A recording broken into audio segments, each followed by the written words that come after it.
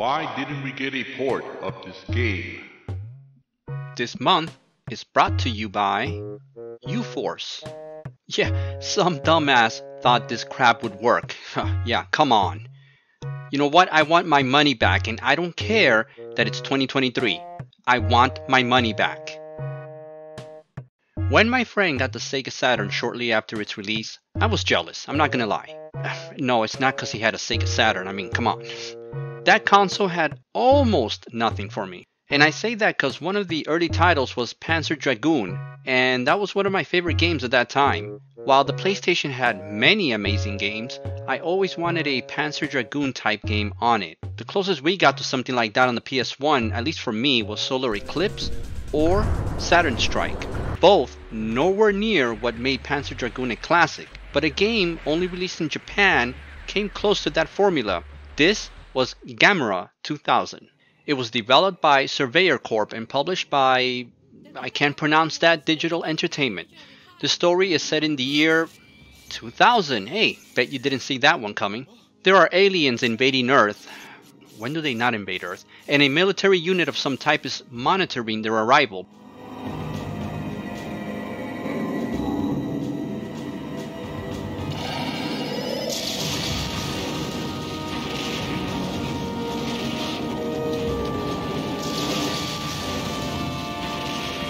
Gamera 2000.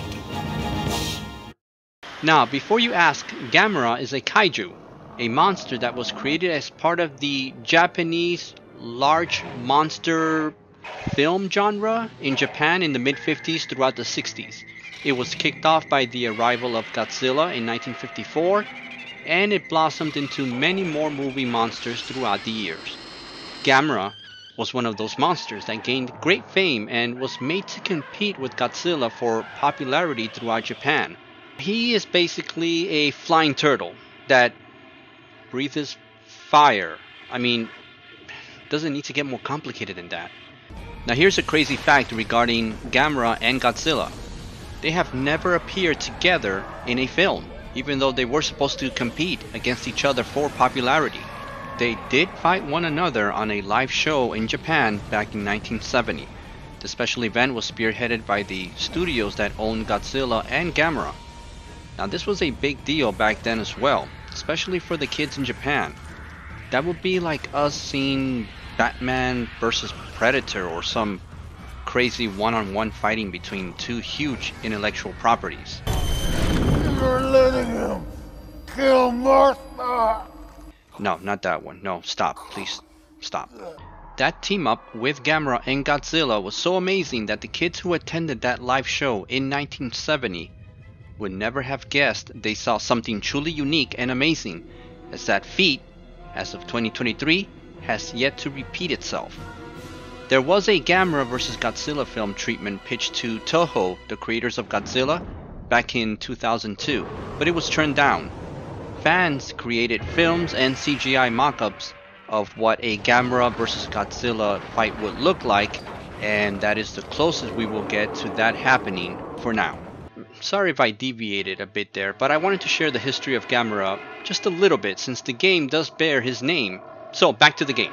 While monitoring the alien craft on Earth, the military unit here also discovers Gamera descending towards Earth in pursuit of the alien craft and their DNA. You know what? Don't ask, because I don't know and I don't want to know. It's just a weird plot. It's up to these two here to pilot a craft, follow, and assist Gamera. The game lets you explore the hub in the base and click on certain objects to launch a short FMV clip, giving you a slight insight to the story and some of the best acting I have seen in a long time.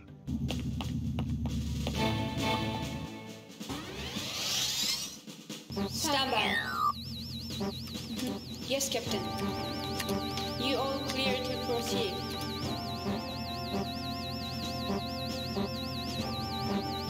Okay, let me pause right here. Gamera is 150 million years old? That's pretty useless information, but okay, moving on. That's right.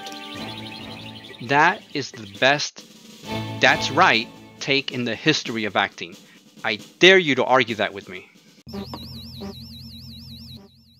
You can call me Jack, Dr. Mukanoki. Call me Lisa.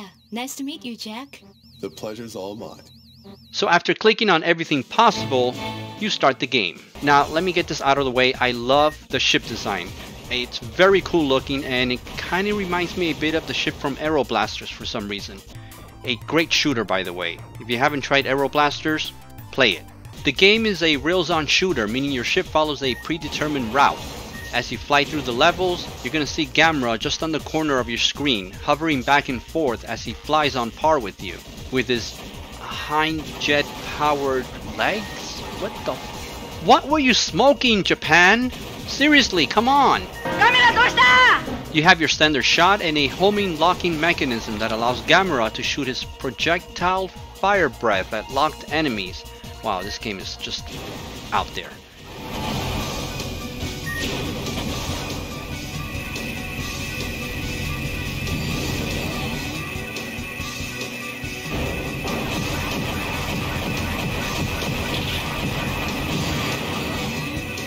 Using the L and R buttons allows you to rotate the camera view in 4 different directions, and that is where the similarity to Panzer Dragoon comes in.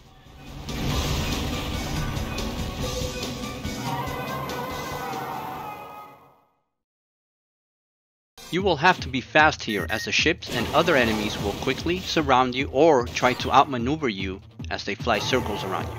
I found this part of the controls to be somewhat tricky, because once you turn to get to the enemies from behind, your controls reverse and it takes a second or two to adjust. At least it did for me.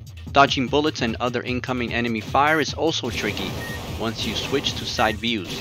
It's not a deal breaker, it's just something I had a hard time adjusting to over and over again.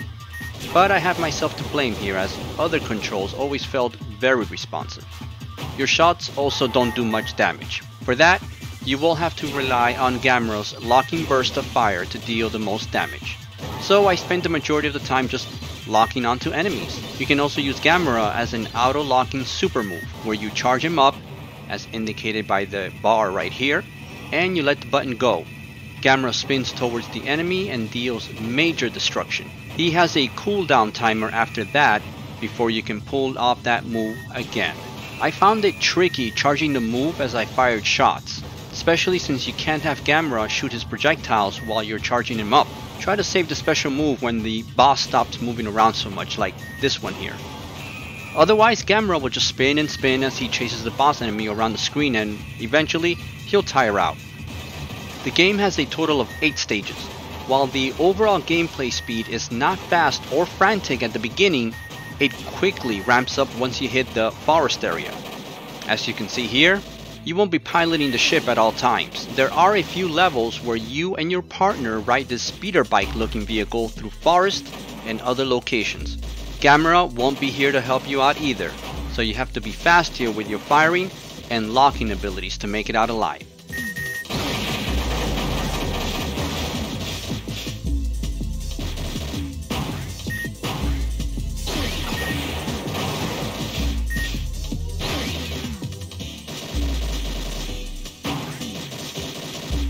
These stages are a rush and a throwback to the quick pacing of arcade games of that type.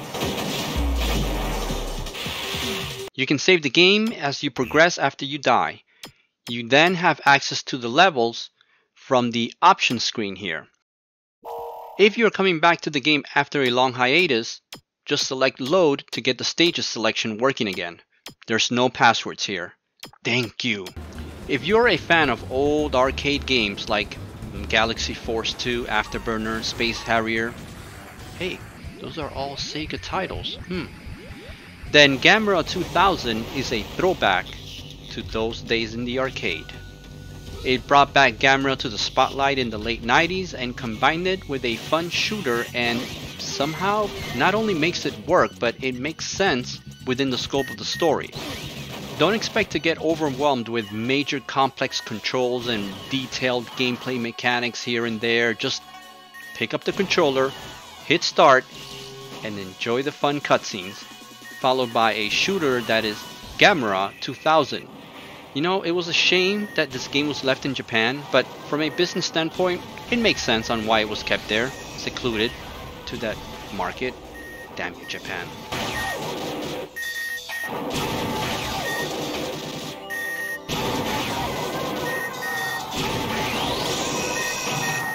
Here is a surprise. As I was finishing up this video, I found out that Netflix is bringing Gamera back in an animated series this year. It actually looks really good. 波の危険手当ではやってられんぞ。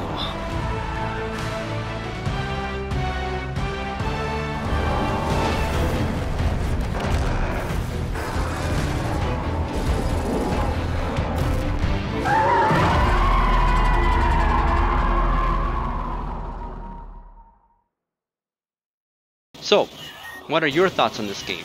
Is it something that you would have bought had it come out here? Ever heard of Gamera the monster? Do you even care? Are you even awake to hear me ask these questions? Share your thoughts below and be back in a few weeks for more fun. In the meantime, keep watching, keep gaming, and as always, take care of yourselves.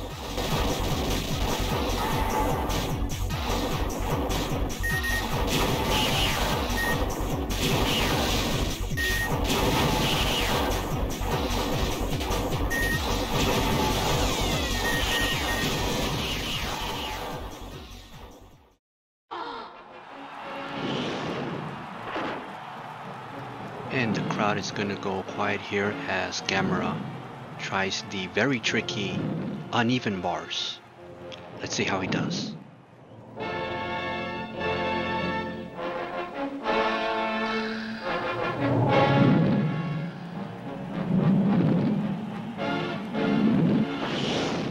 And he pulls off a great landing for a perfect score. That's right.